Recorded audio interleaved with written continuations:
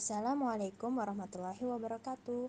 Kami dari kelompok 4 akan mempresentasikan mengenai aliran-aliran dalam pendidikan. Sebelum memulai presentasi, saya akan memperkenalkan anggota dari kelompok 4. Yang pertama, saya sendiri, Devi Nawang Arining Tias. Kedua, Iftatun Kolbiah. Ketiga, Nurdianah Abdul Qadir. Keempat, Hijrana Megasa Smita. 5, Dewi Lastari. 6, Yoisi Fortuna Silalahi. Oke semuanya, di sini saya Devi Nawang Arining Tias akan menjelaskan mengenai pengertian aliran-aliran pendidikan. Jadi, aliran pendidikan adalah pemikiran-pemikiran yang membawa pembaruan dalam dunia pendidikan. Pemikiran tersebut berlangsung seperti suatu diskusi berkepanjangan, yakni pemikiran-pemikiran terdahulu selalu ditanggapi dengan pro dan kontra oleh pemikir berikutnya, sehingga timbul pemikiran yang baru dan demikian seterusnya.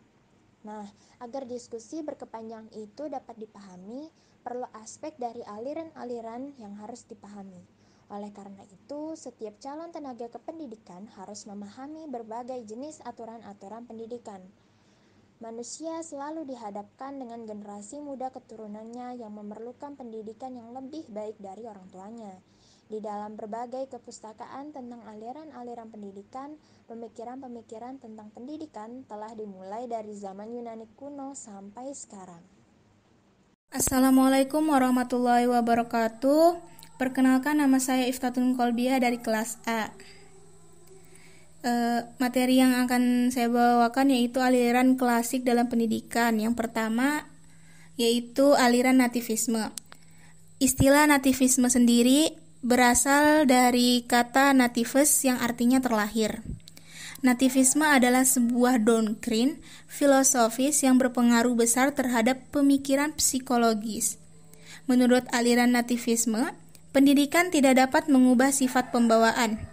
Dalam ilmu pendidikan, pandangan seperti ini disebut dengan pesimistis pedagogis.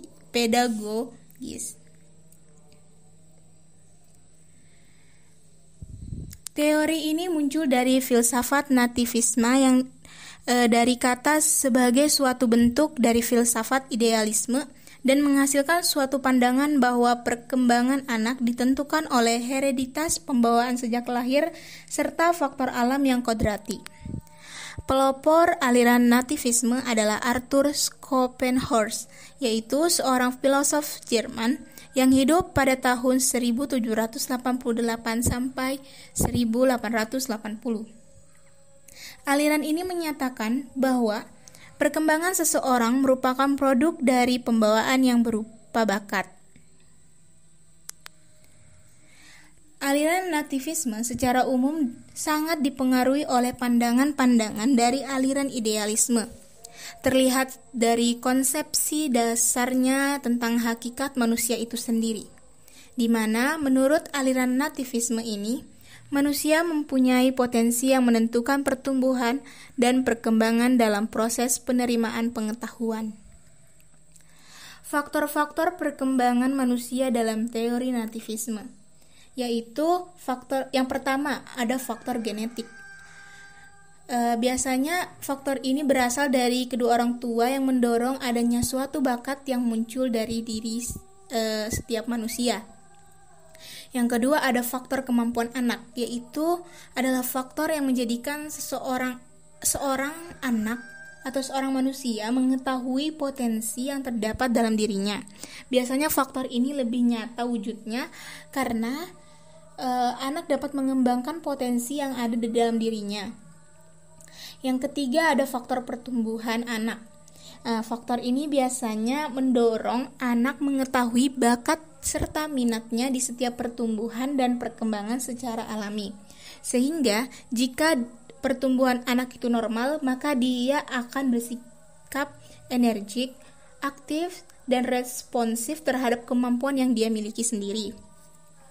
Tujuan-tujuan dari teori nativisme yang pertama yaitu mampu memunculkan bakat yang dimiliki. Dengan teori ini diharapkan manusia bisa memunculkan bakat yang dia miliki. Yang kedua yaitu mendorong manusia mewujudkan diri yang berkompetensi. Dalam teori ini diharapkan manusia harus lebih kreatif dalam upaya pengembangan bakat serta minat. Yang ketiga, mendorong manusia dalam menentukan pilihan. Biasanya manusia diharuskan untuk memiliki sifat atau sikap yang lebih bijaksana dalam menentukan suatu pilihan. Yang keempat yaitu mendorong manusia untuk mengembangkan potensi dari dalam diri seseorang. Yang kelima, mendorong manusia mengenali bakat serta minat yang dia miliki. Biasanya, aliran ini berpendapat bahwa perkembangan manusia ditentukan oleh faktor-faktor yang dibawa sejak lahir. Itulah yang menentukan perkembangannya dalam kehidupan. Aliran ini berkeyakinan bahwa pendidikan tidak dapat mengubah sifat-sifat pembawaan. Dengan demikian, menurut mereka pendidikan tidak membawa manfaat bagi manusia. Karena keyakinannya yang demikian itulah, maka mereka di dalam ilmu pendidikan disebut juga dengan aliran pesimisme pedagogis. Assalamualaikum warahmatullahi wabarakatuh. Perkenalkan, nama saya Nurdian Abdul Qadir. Saya dari kelas A. Saya akan membawakan materi tentang aliran naturalisme. Aliran naturalisme berasal dari kata natur, artinya alam atau yang dibawa sejak lahir. Aliran ini dipelopori oleh seorang filosof Prancis bernama J.J. Rousseau. Berbeda dengan nativisme, naturalisme berpendapat bahwa semua anak yang baru dilahirkan mempunyai pembawaan yang baik dan tidak satupun dengan pembawaan buruk. Bagaimana hasil perkembangannya kemudian sangat ditentukan oleh pendidikan yang diterimanya atau yang mempengaruhinya. Jika pengaruh itu baik, maka akan baiklah ia. Akan tetapi, jika pengaruh itu jelek, akan jelek pula hasilnya. Seperti dikatakan oleh tokoh aliran ini, yaitu J.J. Rousseau sebagai berikut. Semua anak adalah baik pada waktu baru datang dari Sang Pencipta, tetapi semua rusak di tangan manusia. Oleh karena itu, sebagai pendidik, Rousseau mengajukan pendidikan alam, artinya anak hendaklah dibiarkan tumbuh dan berkembang sendiri menurut alamnya. Manusia atau masyarakat jangan banyak mencampurnya. Rousseau juga berpendapat bahwa pendidikan yang diberikan oleh orang dewasa malahan dapat merusak pembawaan anak yang baik itu. Aliran ini juga disebut negativisme. Dengan kata lain, pendidikan tidak diperlukan. Rousseau ingin menjauhkan anak dari segala keburukan masyarakat yang serba dibuat-buat, sehingga kebaikan anak-anak yang diperoleh secara alamiah sejak saat kelahirannya itu dapat berkembang secara spontan dan bebas. Ia mengusulkan perlu permainan bebas kepada anak didik untuk mengembangkan pembawaannya, kemampuannya, dan kecenderungannya. Jadi, menurut aliran ini, pendidikan harus dijauhkan dari anak-anak. Seperti diketahui, gagasan naturalisme yang menolak campur tangan pendidikan sampai saat ini malahan terbukti sebaliknya, pendidikan malah makin lama makin diperlukan. Assalamualaikum warahmatullahi wabarakatuh. Perkenalkan, nama saya Hijrana Hamida Sasmita. Saya dari kelas B. Yang ketiga adalah aliran empirisme. Aliran empirisme berasal dari kata empiri yang berarti pengalaman. Aliran empiri atau environmental menyatakan bahwa perkembangan seseorang individu akan ditentukan oleh pengalaman-pengalaman selama perkembangan individu tersebut. Pendidikan pun termasuk pada pengertian pengalaman seorang individu. Doktrin aliran empirisme yang sangat masyhur adalah tabula rasa, sebuah istilah bahasa Latin yang berarti buku tulis yang kosong atau lembaran kosong. Doktrin tabula rasa menekankan arti penting pengalaman, lingkungan, dan pendidikan dalam arti perkembangan manusia semata-mata bergantung pada lingkungan dan pengalaman pendidikannya. Sedangkan bakat dan pembawaan sejak lahir dianggap tidak ada pengaruhnya. Dalam hal ini, para penganut empirisme menganggap setiap anak lahir seperti tabula rasa, dalam keadaan kosong dan tak punya kemampuan. Aliran empirisme berlawanan dengan aliran nativisme dan naturalisme, karena berpendapat bahwa dalam perkembangan anak menjadi seorang dewasa itu sama sekali tidak ditentukan oleh lingkungannya atau oleh pendidikan dan pengalaman yang diterima sejak kecil. Anak dapat dididik menjadi apa saja ke arah baik maupun buruk menurut kehendak lingkungan atau pendidikannya. Dalam pendidikan, pendapat kaum empiris terkenal dengan nama optimisme pedagogis. Kaum behavioris pun sependapat dengan kaum empiris. Contohnya, kata Waston, seorang behavioris tulen dari Amerika.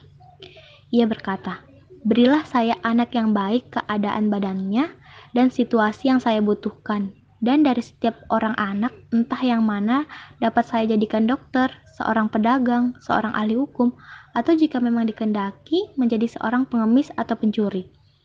Dari contoh tadi, jelas menurut pandangan empirisme bahwa peran pendidik sangat penting sebab dapat mencetak anak didik sesuai keinginan pendidik. Tapi dalam dunia pengetahuan, seperti di atas sudah tidak diakui lagi. Orang sekarang mengakui adanya perkembangan dari pengaruh pembawaan dan lingkungan. Suatu pembawaan tidak dapat mencapai perkembangannya jika tidak dipengaruhi oleh lingkungan. Di samping itu, orang berpendapat bahwa dalam batas-batas yang ditentukan, kita dilahirkan dengan membawa inteligasi. Dikatakan dalam batas-batas tersebut karena sepanjang pengetahuan kita tahu bahwa inteligasi dapat dikembangkan. Assalamualaikum warahmatullahi wabarakatuh. Perkenalkan, nama saya Dewi Lestari, saya dari kelas B. Untuk selanjutnya adalah materi tentang aliran konvergensi pada dunia pendidikan, di mana aliran konvergensi ini merupakan gabungan dari aliran-aliran nativisme dengan empirisme. Aliran ini menggabungkan pentingnya hereditas dengan lingkungan sebagai faktor-faktor yang berpengaruh dalam perkembangan manusia. Tidak hanya berpegang pada pembawaan, tetapi juga kepada faktor yang sama pentingnya yang mempunyai andil lebih besar dalam menentukan masa depan seseorang. Di mana perintis aliran ini adalah William Stern yang lahir pada tahun 1871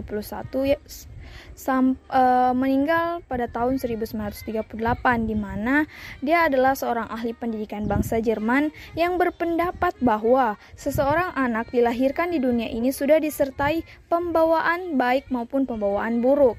Konvergensi berasal dari kata konvergatif yang berarti penyatuan, hasil atau kerjasama untuk mencapai suatu hasil. Nah, pada William Stern ini mengatakan bahwa kemungkinan-kemungkinan yang dibawa sejak lahir itu merupakan petunjuk-petunjuk nasib manusia yang akan datang dengan ruang permainan. Untuk itu semua tergantung pada lingkungan dan perkembangan potensi anak dalam belajar menyikapi perilakunya agar dapat menjadi lebih baik. Tanpa adanya dukungan lingkungan yang sesuai untuk perkembangan bakat itu, sebaliknya lingkungan yang baik tidak dapat menghasilkan perkembangan anak yang optimal kalau memang dalam diri anak itu tidak dapat menghasilkan perkembangan anak yang optimal. Kalau memang diri anak tidak terdapat bakat yang mengembangkan itu, kemampuan dua orang anak yang tinggal dalam satu lingkungan yang sama untuk mempelajari bahasa mungkin tidak sama. Itu disebabkan oleh adanya perbedaan kuantitas pembawaan dan perbedaan situasi lingkungan, biarpun lingkungan kedua anak tersebut menggunakan bahasa yang sama. Nah, pada karakteristik aliran pendidikan konvergensi ini itu berpendapat bahwa di dalam perkembangan individu itu, baik dasar atau pembawaan maupun lingkungan memainkan peranan penting. Bakat sebagai kemungkinan telah ada pada masing-masing individu. Akan tetapi, bakat yang sudah tersedia itu perlu menemukan lingkungan yang sesuai supaya dapat berkembang. Karena itu, teori William Stern disebut teori konvergensi. Konvergen artinya memusat ke satu titik. Jadi, menurut teori konvergensi ini, yang pertama, pendidikan mungkin dilaksanakan. Yang kedua, pendidikan diartikan sebagai pertolongan yang diberikan lingkungan kepada anak didik untuk mengembangkan potensi yang baik dan mencegah perkembangnya potensi yang kurang baik. Yang ketiga, yang membatasi hasil pendidikan adalah pembawaan dan lingkungan. Nah, pada konvergensi pada umumnya itu diterima secara luas sebagai pandangan yang tepat dalam memahami tumbuh kembang manusia. Meskipun demikian, terdapat variasi mengenai faktor-faktor mana yang paling penting dalam menentukan tumbuh kembang itu. Seperti telah dikemukakan bahwa variasi-variasi itu tercermin antara lain dalam perbedaan pandangan tentang strategi yang tepat untuk memahami perilaku manusia. Demikian pula halnya dalam belajar mengajar. Variasi pendapat itu telah menyebabkan munculnya berbagai teori belajar mengajar atau teori atau model mengajar. Dengan adanya hal-hal berikut dalam belajar mengajar, variasi pendapat itu dapat menyebabkan munculnya teori belajar atau teori mengajar. Dengan adanya teori mengajar tersebut akan lebih mudah untuk lebih ke depan proses belajar mengajar akan semakin lancar dan berkualitas. Pada masa revolusi kemerdekaan, adapun pengaruhnya di Indonesia itu tentang aliran pendidikan konvergensi bukanlah hal yang baru dalam sistem pendidikan formal di Indonesia. Pengaruh paham ini sudah terlihat sejak pertama kali dirumuskannya sistem pendidikan nasional di Indonesia oleh Ki Hajar Dewantara. Sejak eksplisit Ki Hajar Dewantara pernah menyatakan dalam tulisannya bahwa segala alat, usaha, dan cara pendidikan harus sesuai dengan kodratnya keadaan. Selain itu, Ki Hajar Dewantara juga mengatakan, pendidikan itu hanya suatu tuntunan di dalam hidup tumbuhnya anak-anak kita. Dari pernyataan-pernyataan tersebut dapat disimpulkan bahwa selain menyadari sangat pentingnya pendidikan bagi proses tumbuh kembangnya karakter dan kemampuan seseorang, beliau juga mengakui adanya peran yang cukup penting dari faktor dasar atau pembawaan. Mungkin itu saja teori tentang konvergensi, aliran konvergensi di dalam dunia pendidikan. Assalamualaikum warahmatullahi wabarakatuh. Perkenalkan, nama saya Yoise Pertuna Silalahi. Saya akan memberikan kesimpulan dari materi ini. Aliran-aliran pendidikan adalah pemikiran-pemikiran yang membawa pembaharuan dalam dunia pendidikan. Pemikiran tersebut berlangsung seperti suatu diskusi berkepanjangan, yakni pemikiran-pemikiran terdahulu selalu ditanggapi dengan pro dan kontra oleh pemikir berikutnya, sehingga timbul pemikiran yang baru, dan demikian seterusnya.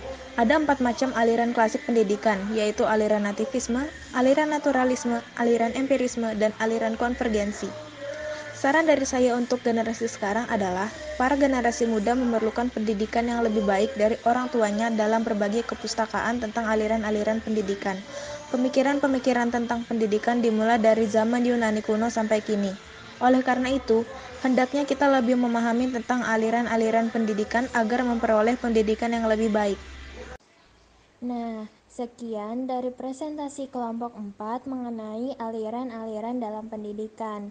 Kurang lebihnya kami mohon maaf. Terima kasih. Wassalamualaikum warahmatullahi wabarakatuh.